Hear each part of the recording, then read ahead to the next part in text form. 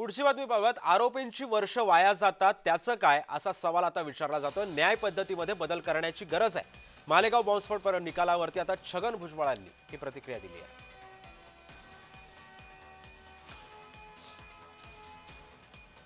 एक तर कोर्टाने तो प्रत्येक गोष्ट पडताळून पाहिलेली आहे, त्याच्यानंतर निर्णय आला तो मान्य करायला पाहिजे। पण मग चुकीची माणसं पकडली गेली, मग ती कोणी पकडली? आता वेगवेगळ्या संस्था आहेत, कधी इकडचे पोलीस काम करतात, कधी दिल्लीतले पोलीस, सेंट्रल गव्हर्नमेंटचे पोलीस काम करतात। ते करतात काय मग? आणि त्याची काही जबाबदारी कोणाची फिक्स आपण करणार आहात की नाही? मग